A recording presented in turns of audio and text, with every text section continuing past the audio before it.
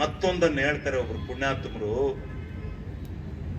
ನಾನು ಒಂದು ಮನವಿ ಕೊಡ್ತೀನಿ, ದೇವೇಗೌಡರದೊಂದು ಸ್ಟ್ಯಾಚ್ಯೂ ಕಟ್ಟಬೇಕು.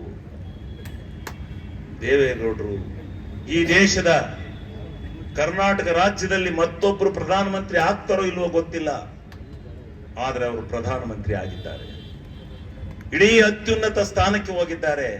ಅಂತ ಪುಣ್ಯಾತ್ಮರ ಒಂದು ಸ್ಟ್ಯಾಚ್ಯೂನ ಕಟ್ಸೋಂತ ಭಾಗ್ಯ ನನಗೆ ಬಂದ್ರೆ ಅದಕ್ಕಿಂತ ಇನ್ನೇನೈತಿ, ಕಟ್ಸೋಣ. ಇವ್ರ ಹತ್ರ ಅರ್ಜಿ ತಗೊಂಡು ಕಟ್ಟಬೇಕ ನಾನು ಆ ಸಮಯ ಬಂದಿಲ್ಲ, ಇನ್ನೂ ಸಮಯ ಕಾಲ ಕೂಡಿ ಬಂದಾಗ ಅದು ತಾನೇ ತಾನಾಗಿ, ನಾನು ಬೇಡ ಅಂದ್ರೂ ದೇವೇಗೌಡರ ಸ್ಟ್ಯಾಚ್ಯೂನ ವಿಧಾನಸೌಧ ಮುಂದೆ ಕಟ್ಟೋದನ್ನ ನಿಲ್ಸಕ್ಕಾಗತ್ತೆ ಅಂದ್ರೆ ರಾಜಕೀಯದಲ್ಲಿ ನಮಗೆ ವೈಶ್ಯ ಇದೆ, ಭಿನ್ನಾಭಿಪ್ರಾಯಗಳು ಇರುತ್ತೆ. ಆ ಭಿನ್ನಾಭಿಪ್ರಾಯಗಳಿಂದ ಇನ್ನೊಂದು ಕಡೆ ಹೋಗಿ ನಾವೇನೋ ಆಗಿರ್ಬಹುದು, ಅದು ರಾಜಕೀಯ ಸಿದ್ಧಾಂತ. ಆದ್ರೆ ನಾನು ಯಾರಿಗೂ ಮೋಸ ಮಾಡಿ ಹೋಗಿಲ್ಲ, ಹೇಳಿ ಹೋಗಿದ್ದೇನೆ.